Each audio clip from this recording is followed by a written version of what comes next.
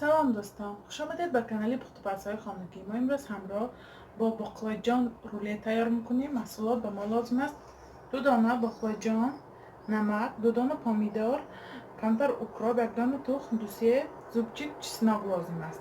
ما در اول باقلاجان درازک شکل ریزه میکنیم. باقلاجان گرفتیم،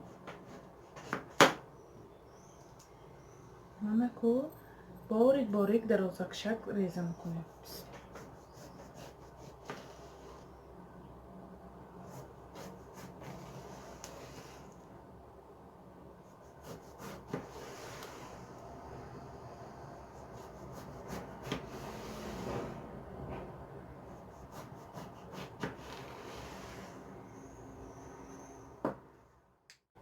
mana baqlajonni borikaki درازک شکل ریزه کردیم. همیشه mana آب و نمک پاشیده،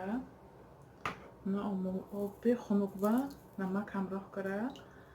mana 15-20 دقیقه هم baqlajonni ترکیم، یعنی ملایم میشه.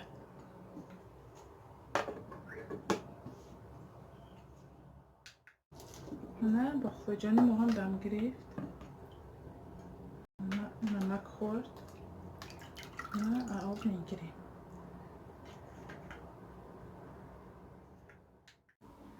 mana 2 قاشق روغن گرفتیم сковородкаga.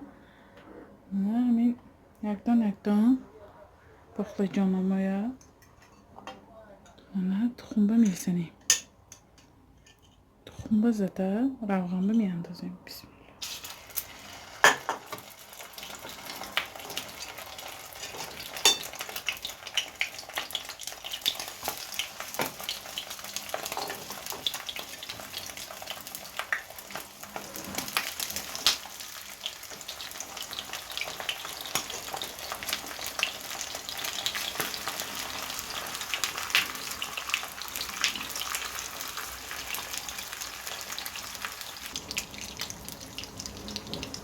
mana سرخ شد، همیشه چپه میکنیم.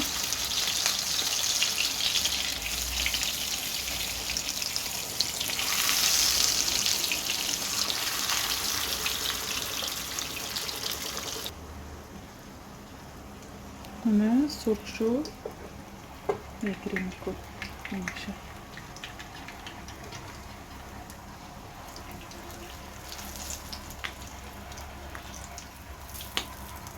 همیشه همین طور پخته میگیریم باقلاجان‌ها. mana پامیدار، اوکراپ، mana چسناکا میگذاریم.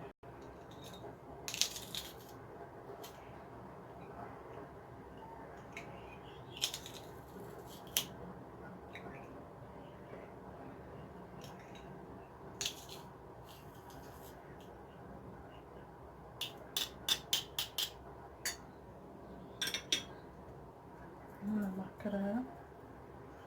همیشه آمیختم.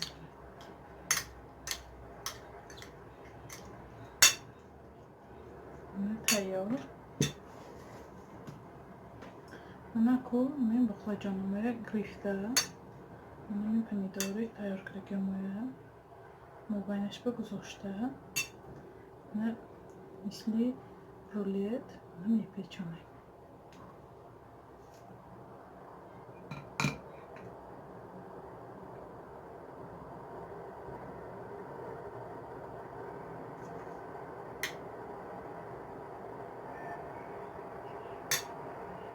واسطش جای بادم بیاد. خواهید مینیزم هم راه کنید، از من بالاش با مینیز هم راه میکنم. نه باقلاجان‌ها پخته گرفتیم همیشه. اکنون پامیدار رو ریزه میکنیم، 4 کنجی میده ریزه میکنیم.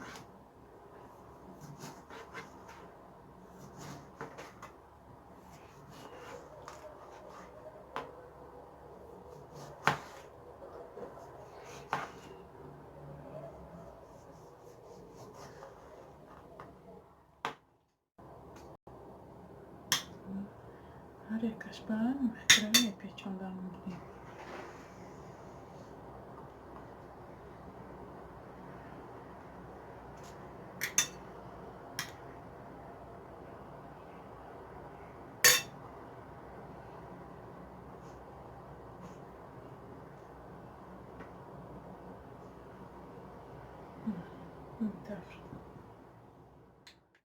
هنا چگونه میبینید رولیتی باقلاجانی ما هم تیار شد. خیلی درونش عجایبات آمده است. هنا کمتر مایونز گرم بالاش به هنا درونش ریز کریم بینید.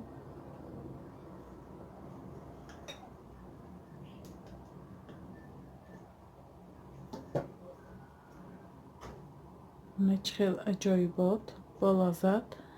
شما هم حتما برای نزدیکان خود تیار کنید. کانال ما را دستگیری کنید، پادپیساتسیا کنید و یار و دوستان را دعوت کنید. خیر تا ویدیوهای آینده در پناه خدا باشید.